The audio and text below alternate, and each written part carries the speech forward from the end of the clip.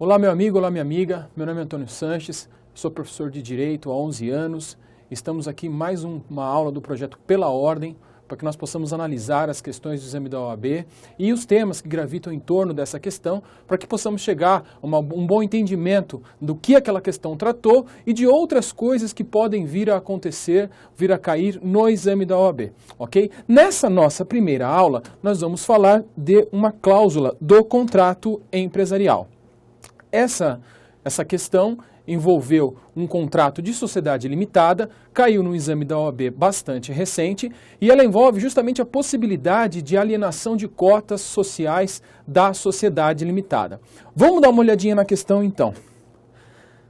Na cláusula 10ª do contrato social de Populina Comércio de Brinquedos Limitada, ficou estabelecido que a cessão de qualquer título da cota de qualquer dos sócios depende da oferta prévia aos demais sócios, nas mesmas condições da oferta a não sócio. Caso após o decurso de 30 dias não haja interessado, o cedente poderá livremente realizar a cessão da cota a não sócio. Tendo em vista as disposições do Código Civil acerca da cessão, assinale a alternativa correta. A primeira questão, vejam só, a cláusula é integralmente válida, tendo em vista ser lícito aos sócios dispor no contrato sobre as regras a serem observadas na cessão de cotas. Será que essa aqui? Não sei, vamos observar. Na B, o ponto principal da alternativa B é a nulidade da cláusula, dizendo que não é lícito aos sócios dispor no contrato social a esse respeito. Vamos ver a próxima. A cláusula é ineficaz. Então, nesse caso, tem como ponto principal a ineficácia.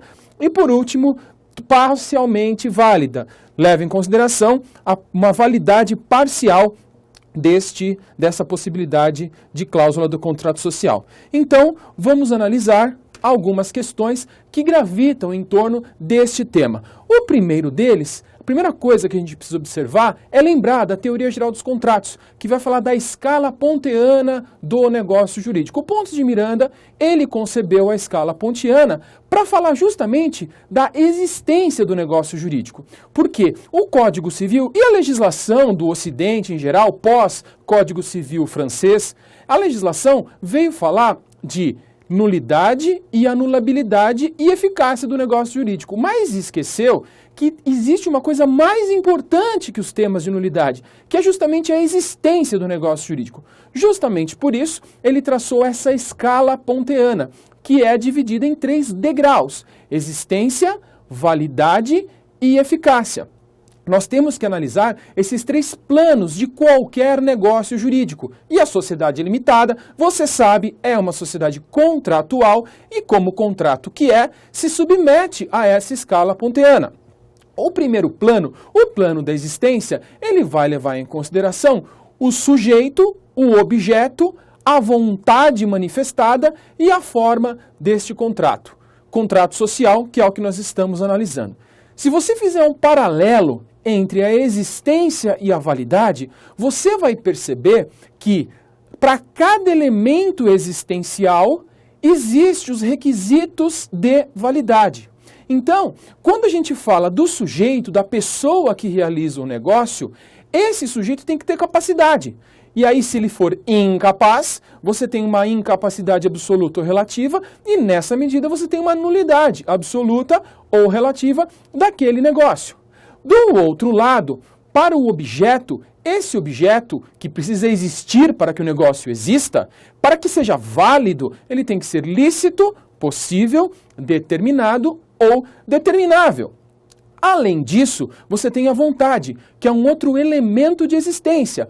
Para a vontade, essa vontade tem que ser livre, essa vontade tem que ser despida de qualquer dos defeitos que maculam a vontade. Então, erro, dolo, coação, lesão, estado de perigo, esses vícios que maculam a vontade tornam o negócio anulável, salvo na simulação, que nos termos do Código Civil de 2002 é causa de nulidade absoluta ou simplesmente nulidade. Todos os outros casos são hipóteses de anulabilidade ou nulidade relativa. E por último, nós temos a forma, que são os requisitos formais. O negócio, para que seja existente, ele tem que ter uma forma, e para que essa forma seja válida, ela tem que ser autorizada pelo Código Civil, pelo sistema, ou não proibida. Então é a forma prevista ou não defesa em lei. Então perceba que para cada elemento de existência que precisa estar, por isso existência, precisa existir, você tem detalhes que tornam esse elemento, uma vez que exista, válido. Se ele não for válido, o negócio também tem um problema.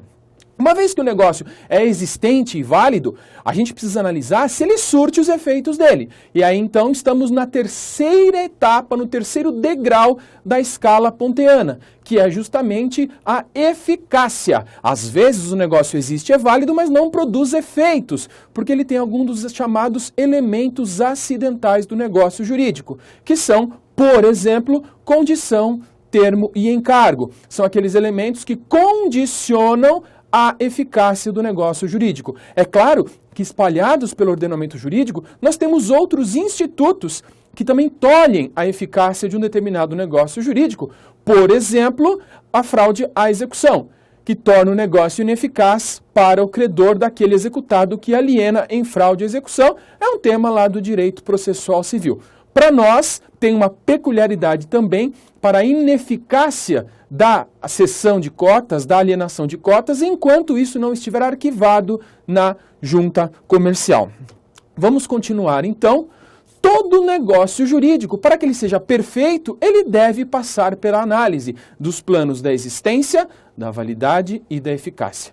O contrato social é um negócio jurídico, ele é um contrato plurilateral. Por que plurilateral? Porque ele tem várias partes. Você não tem credor e devedor. Você não tem sujeito ativo e sujeito passivo da obrigação. Você tem várias pessoas que contratam entre si, cada uma com os mesmos deveres e obrigações em regra, salvo peculiaridades no contrato, e essas pessoas se empenham para o desempenho de uma atividade social, para o desempenho de uma atividade societária. Importante, a sociedade nem sempre é empresária. A sociedade só será empresária quando ela exercer a atividade descrita no artigo 966 do Código Civil, que a gente já vai dar uma olhadinha. As sociedades, elas não têm por si só personalidade jurídica. Elas só vão ter personalidade jurídica quando elas registrarem este contrato no local competente. Se for uma sociedade não empresária,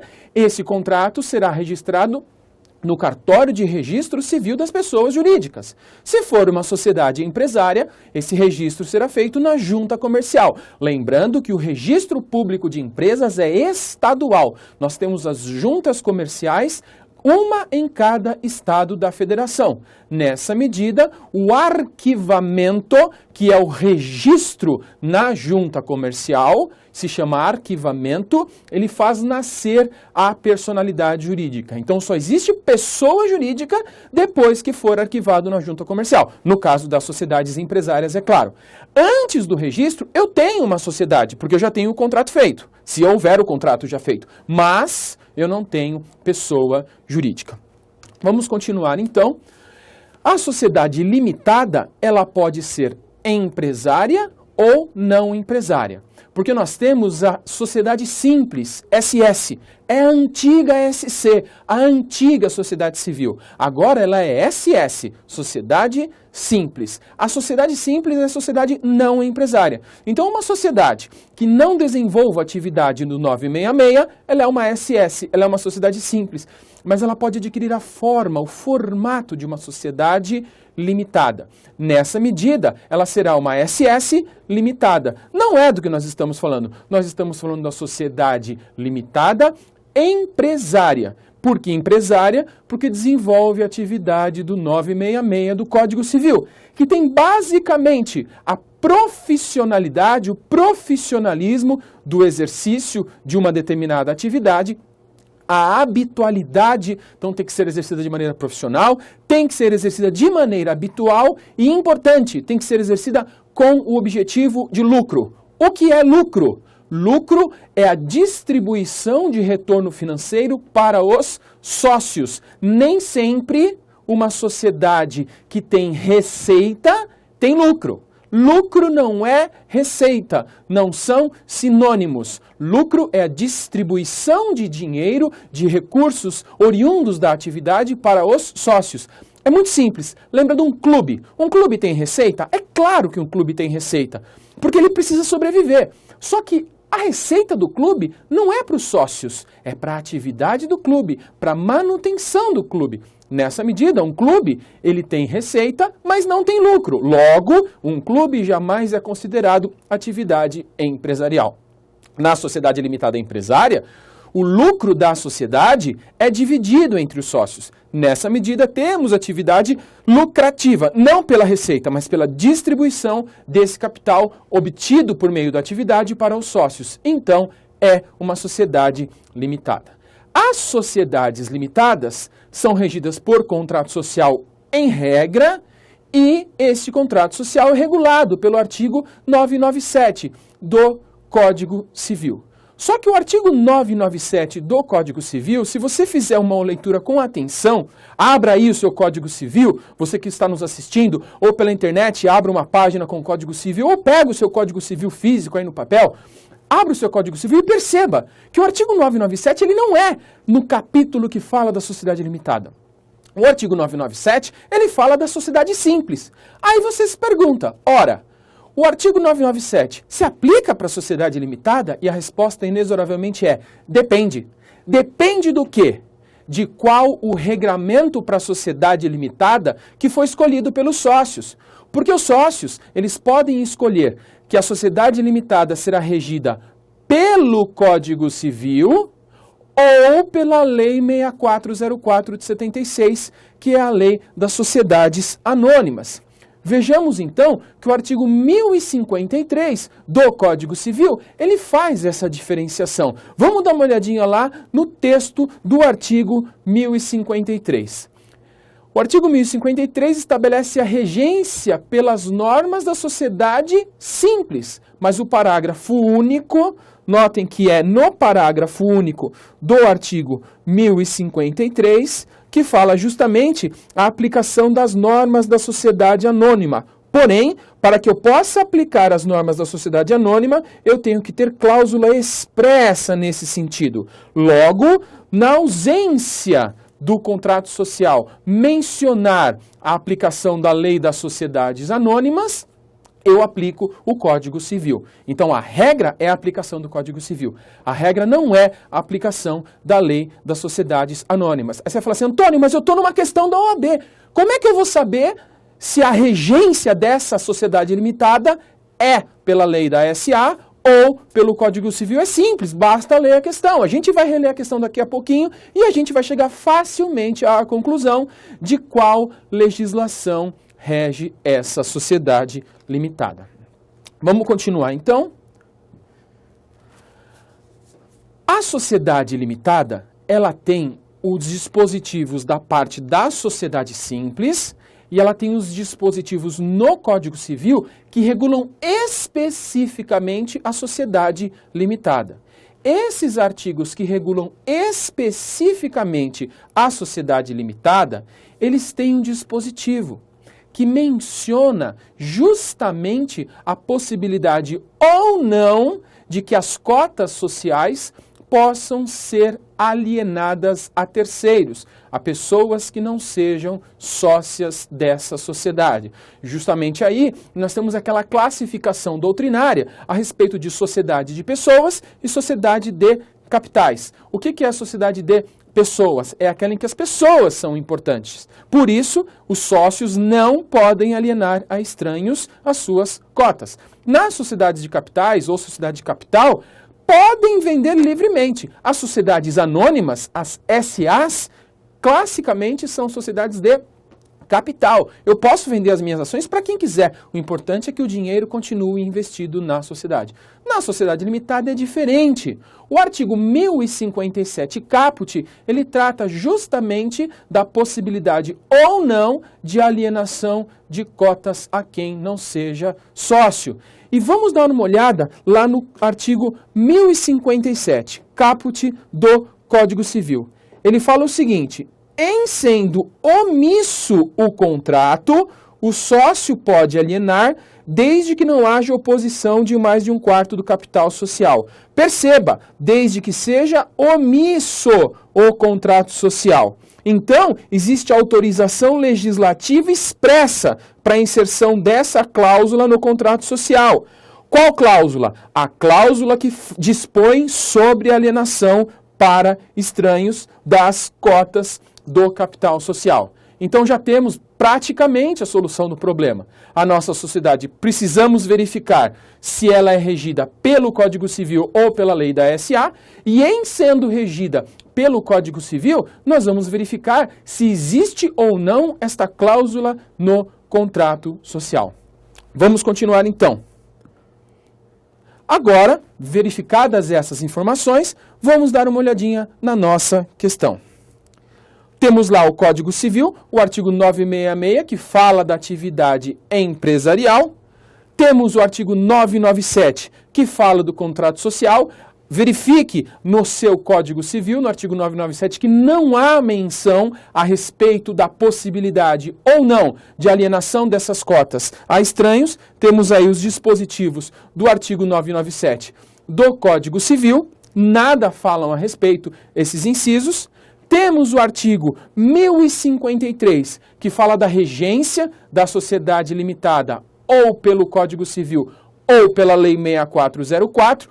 Em havendo cláusula expressa, será regido pela Lei 6404. E temos o artigo 1057, que é aquele artigo da parte específica que fala das sociedades limitadas no Código Civil, para falar que na ausência de cláusula social, do contrato social, pode vender desde que não haja a oposição de 1/4 do capital social.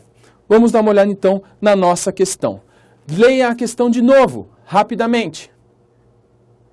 Perceba, pela questão, primeira pergunta, essa sociedade limitada, ela é regida pelo Código Civil ou pela Lei 6404?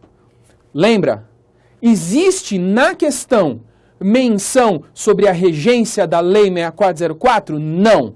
Se não existe, aplicamos a regra.